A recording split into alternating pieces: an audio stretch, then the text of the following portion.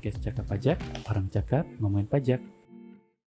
Halo semuanya kawan pajak, semoga kawan pajak selalu diberikan kesehatan dan perlindungan dari Allah Subhanahu wa taala. Podcast Cakap Pajak Kantor Pajak Tanjung Balai Karimun hadir kembali bersama saya Terry Ari dan rekan saya Eva Yulinda. Kemarin ada kawan pajak datang ke kantor, kemudian komen, kantornya sepi ya Pak. Terus saya jawab, selain karena jumlah WP-nya kita itu nggak terlalu banyak dibandingkan Batam, Tanjung Pinang, sama Bintan, sekarang DJP menyediakan layanan yang bisa diakses oleh kawan pajak dari mana saja ya dan kapan saja melalui situs DJP Online. Iya ya Bang, jadi berapa tahun lalu ketika semua permohonan dan pelaporan masih dilakukan secara manual dan WP masih harus datang ke kantor, nih WP yang datang tuh sebenarnya banyak banget nih Bang. Apalagi dulu masih di KPP Pratama Batam Selatan, itu jumlah WP-nya kalau kita hitung dari antrian bisa ratusan nih Bang Terry. Jadi setengah hari aja itu waktu pengalaman di loket NPWP bisa sampai 70. Jadi kalau sampai sore memang bisa sampai ratusan tiap harinya Bang Terry. Apalagi kalau misalnya pas bulan Februari sama Maret ya Pak ya, kan pas masuk masa pelaporan SPT tahunan orang pribadi tuh, itu pasti rame banget pasti. Nah itu rame banget Bang, mungkin bisa sampai 8 kali lipatnya gitu Bang. Jadi waktu pengalaman di Batam Selatan, aku kan masuk Batam Selatan itu tahun 2016 ya Bang Terry. Nah itu baru pertama kali ngerasain lapor SPT tahunan orang pribadi tuh. Nah kebetulan waktu tahun 2016 belum ada yang namanya e-filing Bang Terry. Jadi pelaporan masih dilakukan secara manual, wajib pajak atau kawan pajak datang ke kantor atau dikirim by post. Nah itu beneran pengalaman pertama SPT tahunan di Batam Selatan, pulangnya jam 12 malam. Wow. Jadi jam 12 kurang itu masih ada konsultan pajak yang datang untuk menyampaikan SPT tahunan, Bang. Ya Allah. Itu tapi sih Pak, kalau misalnya kayak Batam Selatan kayak gitu, itu nggak jauh beda sih. Waktu saya dulu masih di Karawang sama Cikarang, bulan Februari sama Maret itu, wah banyak banget. Pagi-pagi itu udah banyak nunggu KPP buka. Kadang-kadang itu yang datang itu dari jam 6:30 pagi, waktu pulangnya dari shift 3. Padahal mereka tuh masih capek tuh, masih ngantuk, mampir dulu ke KPP buat lapor. Nah, segitu paginya datang, 6:30, pulangnya itu bisa sampai jam 10, jam 11, saking yang banyak yang ngantri. Terus apalagi kalau misalnya kitanya mendekati akhir bulan Maret, itu kantor pajak itu bisa buka layanan kan Sabtu Minggu tuh biasanya kita ya. Ya. Nah, apalagi tadi ceritanya bisa sampai malam, sampai jam 12. Sampai jam 12, Kebayang. sampai diantar sama kasih pelayanan buat pulang, Bang. Wah. Saking jam, beneran tank jam 12 malam. Kebayang ya ribunya ya. Riwa banget. Nah, tapi sekarang itu kan nggak perlu lagi antri pagi-pagi karena semuanya itu bisa dilakukan di rumah, bisa pakai handphone, bisa pakai laptop. Nah, betul sekali nih Bang Terry. Tapi DJP Online tidak hanya untuk pelaporan melalui e-filing saja nih Bang. Kan selama ini kita taunya cuma lapor SPT melalui e-filing gitu ya Bang Terry ya. Nih banyak layanan yang bisa diakses oleh kawan pajak saat ini. Ada yang namanya e-billing, e-form, e-bupot, e-PHTB, e-SKTD, KSWP, dan masih banyak fitur lain yang lain. Tadi nama-namanya kan dimulai dari E, semua itu maksudnya elektronik ya. Nah, di episode ini kita akan membahas satu-satu fitur yang ada di DJP Online ini secara singkat ya, Pak. Ngomong-ngomong soal E nih Bang, untuk mengakses semua layanan di DJP Online, ini butuh satu lagi nih Bang Terry, yaitu EVIN. Oh iya, Pak, sampai lupa. EVIN itu adalah singkatan dari Electronic Filing Identification Number, kayak semacam nomor identitas yang dititipkan oleh DJP kepada kawan pajak, seperti kode identifikasi lah agar dapat mengakses dan melakukan transaksi elektronik di DJP Online. Nah, bagi yang belum memiliki EVIN, kawan pajak harus melakukan aktivasi EVIN terlebih dahulu. Untuk aktivasi EVIN sendiri cukup mudah, hanya dengan melakukan pengisian formulir aktivasi EVIN dengan melampirkan persyaratannya. Aktivasinya bisa dilakukan dengan datang langsung ke KPP atau dengan melakukan pengajuan EVIN via email. Setelah aktivasi EVIN, berarti kawan pajak bisa melakukan registrasi di DJP Online dan bisa mengakses layanan di DJP Online kan Pak? Oke, kita mulai bahas satu-satu layanannya ya. Pertama, yang tentu kawan pajak pernah akses ketika melapor SPT tahunan, e-filing. Nah, e-filing itu untuk layanan penyampaian atau pelaporan pajak untuk kawan pajak karyawan yang menggunakan formulir 1770S dan 1770SS. Nah, kalau dulu kan pajak harus datang ke KPP, kemudian minta formulir, isi SPT, kemudian antri untuk mendapatkan tanda terima SPT tahunan. Sekarang semua itu bisa dilakukan cukup dengan mengisi di handphone. Kalau tadi yang baru pulang pagi setelah shift malam, bisa pulang ke rumah dulu, istirahat dulu, kemudian bisa lapor SPT sambil makan siang atau sebelum kembali berangkat kerja. Tak perlu antri lagi. Nah, setelah itu ada e-form. Nah, untuk e-form sendiri adalah fitur untuk penyampaian SPT tahunan secara online yang dilakukan wajib pajak dengan download dan melakukan pelaporan melalui formulir SPT tahunan yang sudah diisi dalam bentuk PDF. Ini untuk kawan pajak usahawan yang menggunakan formulir 1770. Jadi yang dulunya isiannya di formulir kertas, sekarang dalam bentuk PDF digital. Sama seperti e-filing, kawan pajak tidak perlu mengantri di KPP untuk mendapatkan tanda terima SPT tahunan. Nah, tadi kan ada e-filing sama e-form untuk SPT tahunan. Bagi kawan pajak yang melakukan pemotongan dan pemungutan, biasanya sih perusahaan ini. Nah, itu ada namanya fitur e-Bupot Unifikasi. Nah, e-Bupot ini aplikasi bagi kawan pajak untuk membuat bukti potong pajak penghasilan dan kemudian dilaporkan dalam SPT Unifikasi. Jadi kalau dulu kawan pajak itu mengenal adanya SPT masa PPh pasal 22, pasal 23, pasal 4 ayat 2 untuk membuat bukti potong dan untuk lapor SPT-nya, nah sekarang itu dirangkum dalam satu SPT yaitu SPT Unifikasi. Kayaknya lebih simpel ya Pak ya? Ya, lebih simpel ya Bang ya. Jadi kalau misalnya dulu harus kita download ISPT-nya sesuai jenis pajaknya gitu ya Bang Iya, ya. harus install dulu gitu. Iya, harus install dulu. Kalau sekarang itu cuman dalam satu aplikasi ya, Iya. di e-Bupot Unifikasi. Nah, habis itu ada buat Fitur selanjutnya yaitu untuk kemudahan pembayaran pajak ada fitur e-billing. Nah, e-billing ini adalah aplikasi pembuatan kode billing pajak secara online untuk proses pembayaran pajak. Oke. Kode billing ini sebagai pengganti surat setoran pajak atau SSP, sehingga pembayaran pajak bisa kawan pajak lakukan melalui bank, mesin ATM, kantor pos, internet banking, maupun mobile banking nih Bang Terry. Udah mulai simple ya, maksudnya tuh dari tadi ada e-filing, terus ada e-form, ada e-Bupot Unifikasi, e-billing. Nah, itu simple banget dari yang waktu kita zaman dulu. Nah, terus Pak, kemarin kan rame di Twitter tuh, kalau ada yang bilang anak muda nanti sulit membeli rumah karena gaya hidup konsumtif. Kalau menurut saya sih enggak ya Pak ya, anak muda juga sadar kok kalau misalnya salah satu kebutuhan primer itu yaitu rumah. Bahkan salah satu teman saya itu ada yang usianya baru pertengahan 20-an, kerjaan sampingan tuh jual beli rumah. Jadi dia beli rumah, direnovasi, kemudian dijual lagi. Nah, buat kawan pajak yang sama kayak teman saya ini yang melakukan pengalihan hak, misalnya mau jual tanah, kebun, sawah, nah itu kan dikenakan pajak penghasilannya. Setelah melakukan penyetoran PPh-nya kan dia harus melakukan validasi PPh dulu. Terus dia baru proses balik nama di sertifikat di BPN. Nah, kalau misalnya itu kan harus dulu kan harus manual Pak ya? Iya, kalau dulu masih manual ya Bang Terry ya. Nah, prosesnya itu kan manual, terus harus mengisi formulir, kemudian menyiapkan berkas-berkas lampirannya. Setelah itu datang ke KPP dan menunggu 1-3 hari. Nah, kalau sekarang gimana Pak? Nah, kalau sekarang semuanya bisa dilakukan secara online tadi Bang. Nanti di DJP online ada yang namanya fitur EPHTB. Kalau dulu kan proses validasi itu manual ya.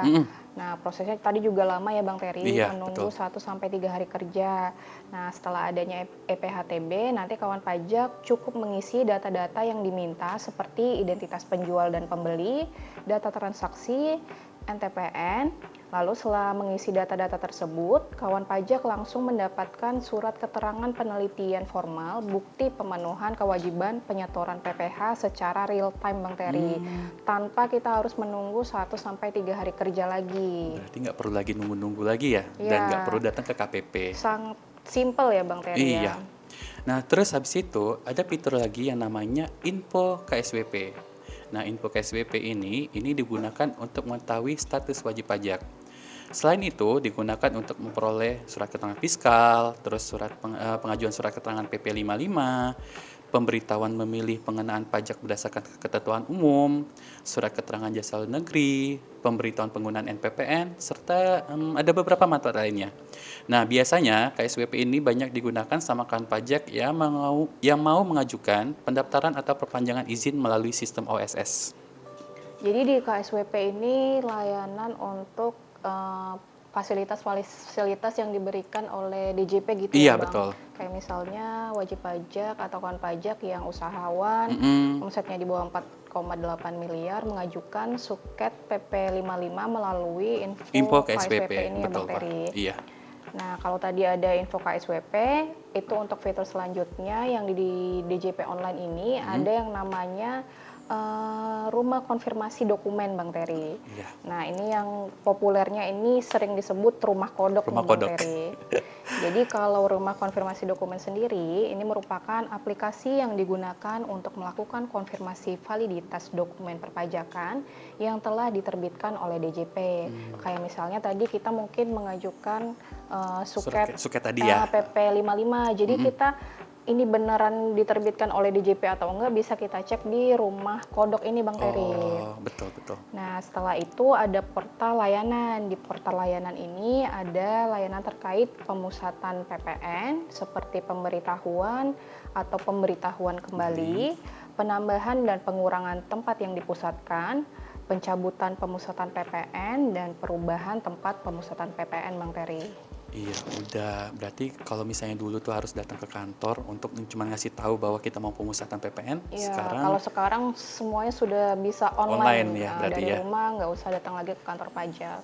Nah, setelah itu Pak, itu untuk kawan pajak yang tinggal di luar domisilinya dan ingin menggunakan manfaat dari adanya persetujuan penghindaran pajak berganda atau P3B atau biasanya kita bilangnya tax treaty dengan menggunakan SKD itu bisa menggunakan layanan iSKD.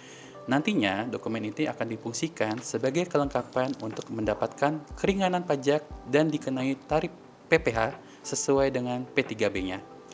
Nah, kemudian dari itu, setelah itu ada namanya ISKTD, surat keterangan tidak dipungut. Jadi jangan salah ya Bang Terry ya, antara iSKD dan ISKTD.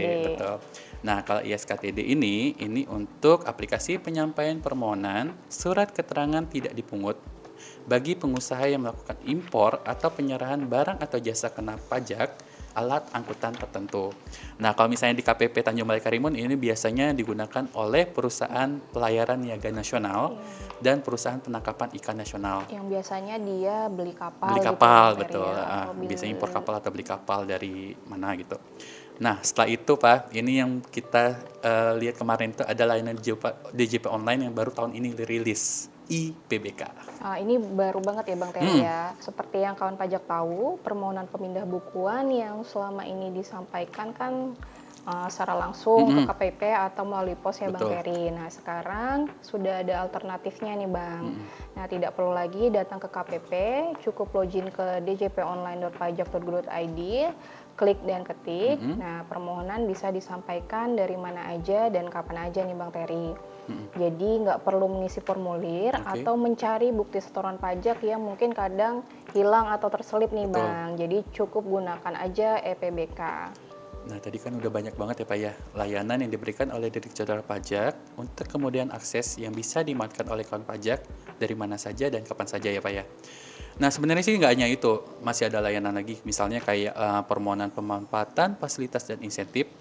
Ini digunakan untuk pemberian insentif bagi kawan pajak yang ingin memanfaatkan pembebasan PPN atas pembelian rumah umum. Ini juga baru dirilis ini. Ya baru ya Bang ya, PMK-nya baru terbit tahun ini. Tahun ini. Nah, kemudian itu ada namanya IPSPT. Ini digunakan untuk kawan pajak yang ingin melakukan pemberitahuan perpanjangan waktu penyampaian SPT tahunan. Kalau dulu itu Kalau biasanya dulu, ngisi formulir, ya, habis itu ngasih proyeksi Pak ya, proyeksi laporan keuangan. Betul. Kalau dulu formulirnya SPT 1771Y. Betul. Nah, setelah itu ada namanya e-objection, itu untuk lebih memberikan kemudahan bagi wajib pajak dalam penyampaian surat keberatan. kemudian habis itu ada apa lagi, Pak? Nah, kemudian ada yang namanya e-reporting investasi. Nah, e-reporting investasi ini digunakan untuk menunjang penyampaian serta laporan realisasi investasi sebagai syarat untuk mendapatkan dividen atau penghasilan lain yang dapat dikecualikan dari objek pajak penghasilan sesuai dengan PMK 18 tahun 2021 nih Bang Terry. Oke. Nah, ini kan biasanya ini ya Bang, wajib pajak badan gitu ya. Iya, jadi kan misalnya kayak wajib pajak badan, terus dia kan memberikan dividen ya kepada Iya. yang pemilik Orang sahamnya, pribadi, betul. orang pribadinya ya Bang Terry-nya. Kalau dulu kan pajaknya itu kan dipotong oleh badannya. Nah, 10%. betul. Nah, sekarang itu kan bisa dikecualikan asal diinvestasikan ulang. Iya, gitu. dan dia harus melaporkan investasinya tadi melalui menu e-reporting investasi Betul. pada laman DJP online. Betul. Nah, satu lagi nih Bang Terry, ada yang namanya layanan penyusutan dan amortisasi. Ini untuk melakukan pemberitahuan masa manfaat aset, Bang. Jadi ada dua jenis pemberitahuan masa manfaat aset. Yang pertama, jenis pemberitahuan bagi harta berwujud bangunan permanen, dan yang kedua, jenis pemberitahuan bagi harta tidak berwujud, Bang Terry. Oke, berarti sekarang ini ada 16 layanan yang disediakan oleh Direktorat Jenderal Pajak dan bukan tidak mungkin nantinya Pak ya akan terus bertambah seiring perkembangan teknologi dan kebutuhan kawan pajak. Nah, kalau dapat saya pribadi sih, ini layanan tersebut akan memudahkan kawan pajak. Seperti kita nih yang di kepulauan nih. Bagi kawan pajak Karimun yang tinggal di Moro, Durai, Sugi itu, tentunya kan akan meluangkan waktu yang tidak sedikit jika harus datang ke KPP hanya untuk melaporkan SPT atau hanya untuk membuat kode billing penyetoran pajak. Belum lagi masalah keterbatasan jam layanan KPP yang hanya melayani di hari kerja dan jam layanan dari jam 8 pagi sampai 4 sore. Setuju nih Bang Terry, begitu banyak layanan yang sudah disediakan di DJP online agar kawan pajak bisa mengakses layanan dari DJP tanpa batasan. Bisa diakses kapan aja dan di mana aja nih Bang Terry. Jadi DJP online juga membuatkan pajak serasa memiliki akun khusus, seperti memiliki rekening khusus pajak. Satu lagi nih Bang, kawan pajak juga bisa melakukan pemutakhiran data NIK menjadi NPWP.